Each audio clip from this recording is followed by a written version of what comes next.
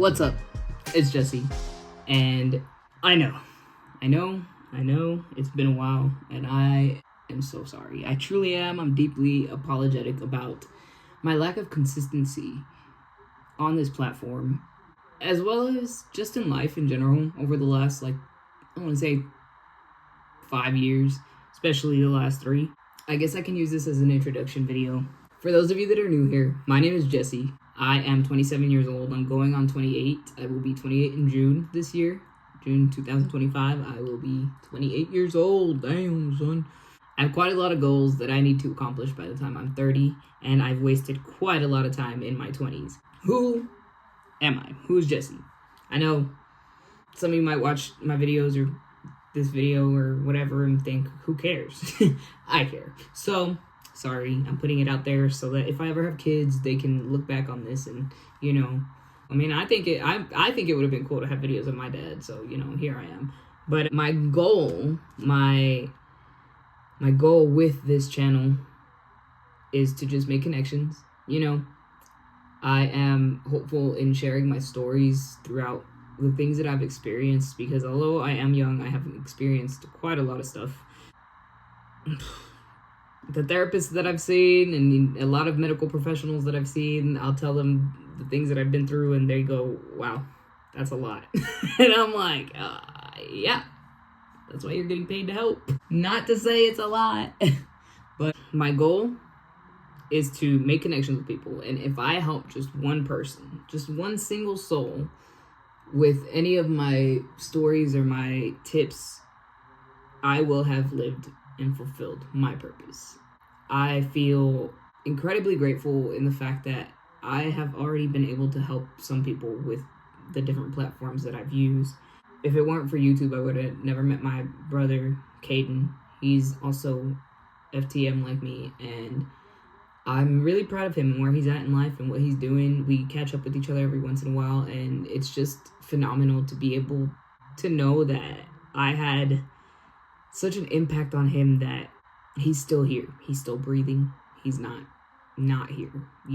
I can't tell you guys how thankful I am for the fact that he attributes his accomplishment of starting testosterone to watching my YouTube videos. And I can't tell you guys how, I can't tell you guys how it feels.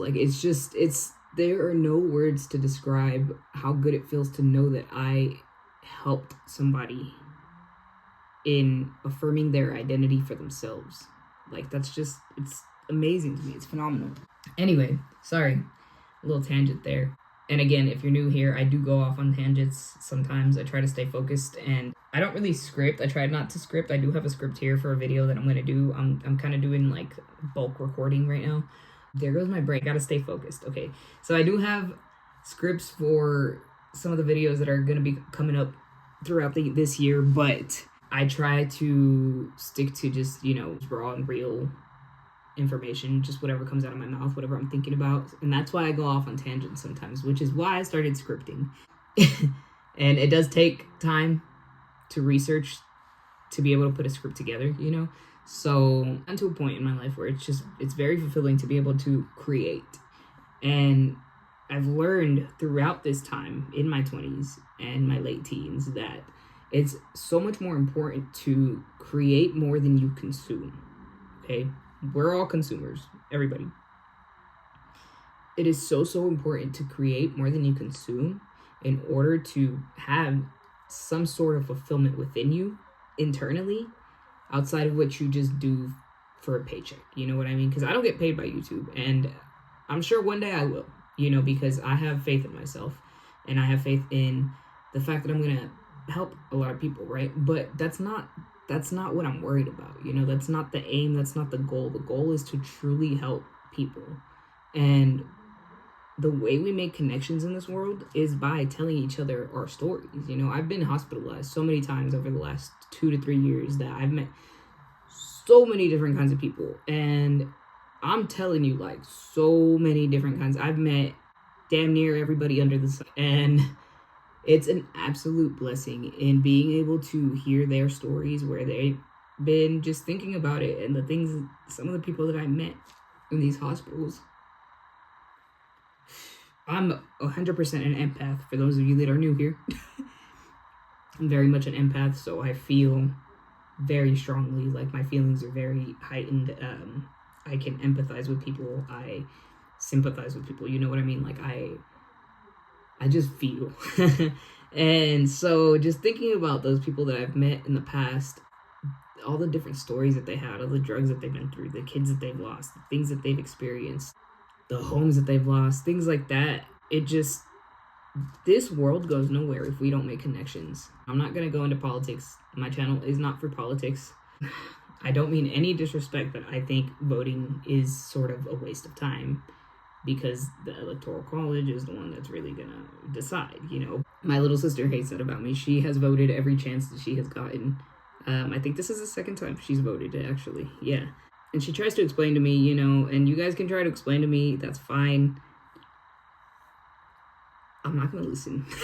I'm sorry, but like I've already, like, you know, and that comes with growth, you know. I wouldn't say I'm set in my ways, because I'm open to listening and learning. I'm always open to listening and learning, but I guess I kind of am set in my ways. Like it's I've never voted. I'm probably never gonna vote. I just don't think it makes a difference, and I apologize to those of you who that bothers. I have learned to not become bothered by external forces, you know. Therapy is for everyone. It's not just for the ones who are supposed to take meds like me, which I don't. I have been prescribed over 6 different medications, and for multiple reasons. I do suffer from PTSD. When I said that, I thought about that one TikTok or whatever, and he's like, I don't suffer from it, I just have it.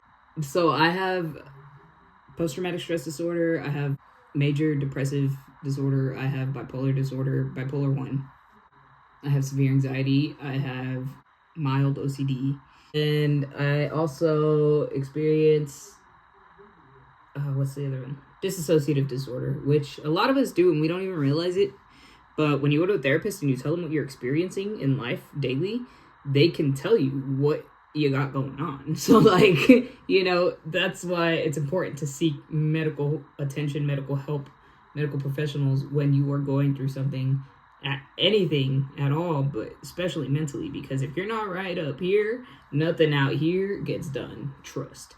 So I highly suggest therapy to everyone. I go to therapy.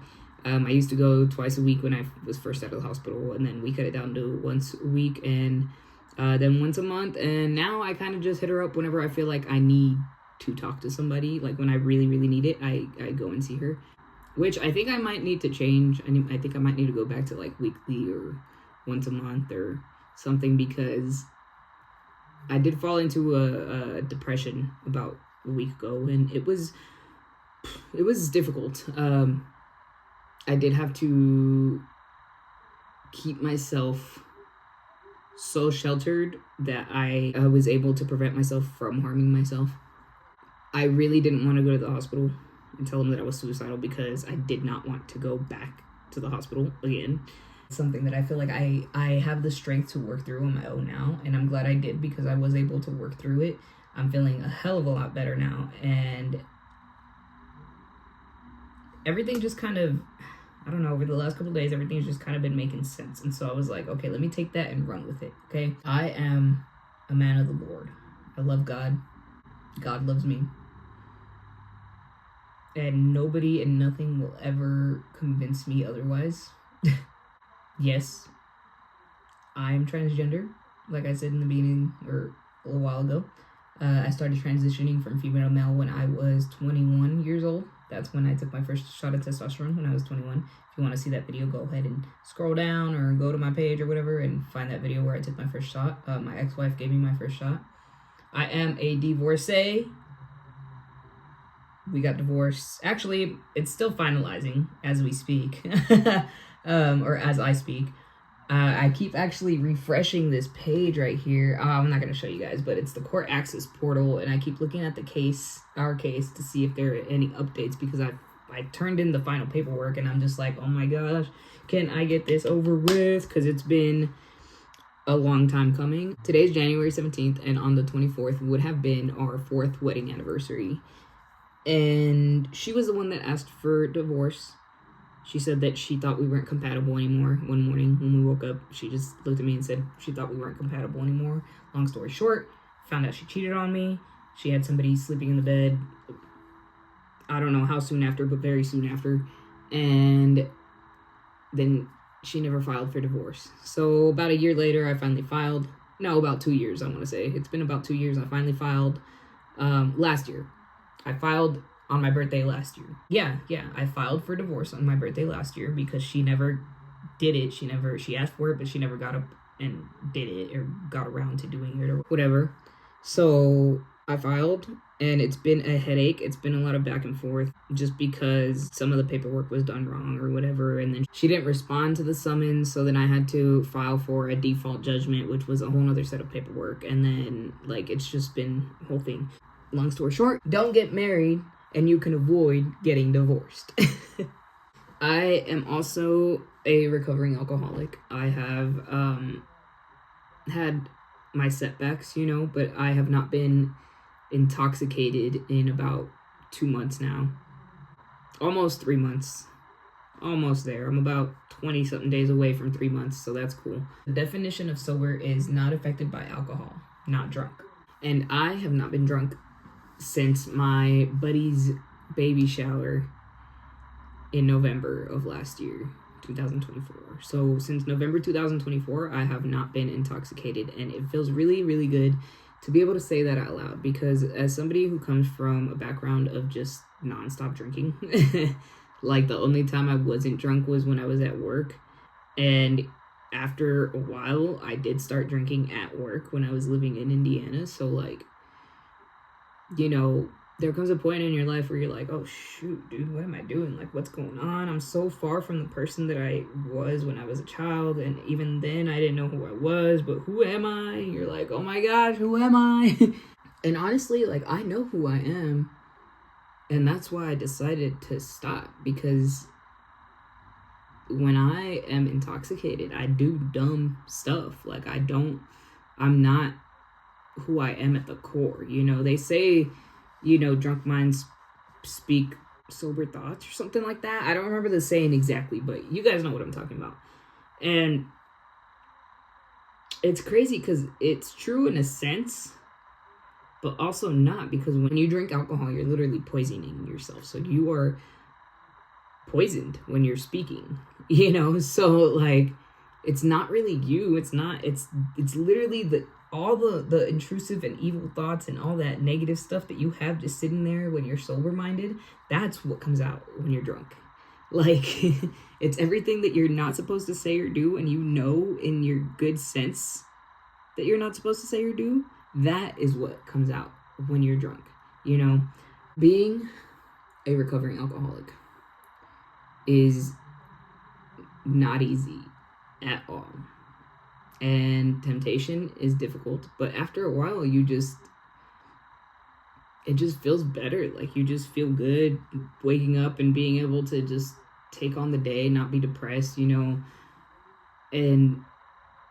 not have a headache from hell or throw up or just feel like shit about yourself for wasting the day away because you got drunk the night before, like things like that. Like, it's just, life is just so much more beautiful when you are not clouding your mind, even with weed. I used to smoke weed every single day, and it's something that I've struggled with over the last year to quit, but when I'm sober-minded, I see the importance of being sober-minded. Like, it's so, so important, because you get so much more done, bro. Like, you get so much more done. It's crazy.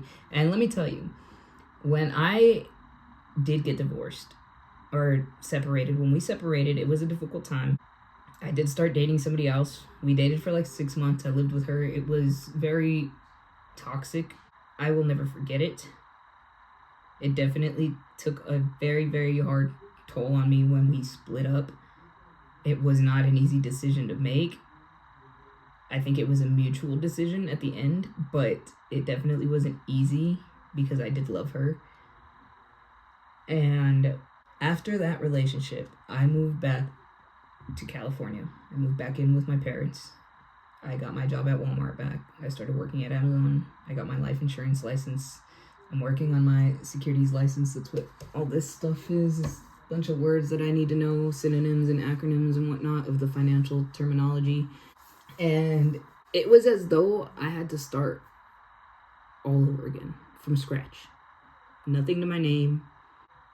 I mean, not even my room is my room. I mean, it's my room, but I have wasted so much time and money spending my time from age 16 to 21 and even up to until now, till 27, working and smoking weed, working, smoking weed, working, drinking, working, smoking weed, working, drinking, hanging out with my significant other, hanging out with my wife, whatever, taking care of other people, and drinking because I felt like I wasn't taken care of, you know, things like that. And even my room is not, it's not my, like, look at this. Those curtains, I do not want them. I mean, they're nice, yeah, but that's not my style. I want some blackout curtains, and I need to go and let myself get them. That fan, I've been looking at that fan since I was getting molested in here. Not in that bed, but in a different bed. But in here by my cousins, one of them in particular, when I was like 12 years old. Same fan. You know how difficult it is to fall asleep sometimes? Thankfully, though, I have worked through a lot of the trauma that I experienced as a kid through therapy. And it's absolutely amazing. It's a blessing to be able to lay in that bed, look at that fan, and not even hurt, not even start thinking a bunch of dumb stuff up here about like me being worthless or why I let it happen or like things like that. You know, I don't think those things anymore, or I do, but it's just not, it doesn't affect me negatively anymore thanks to therapy. I would not be where I'm at today without my therapist, Sandra. She is absolutely amazing. She has done so much work with me, and it just, I'm so thankful. So I highly recommend therapy.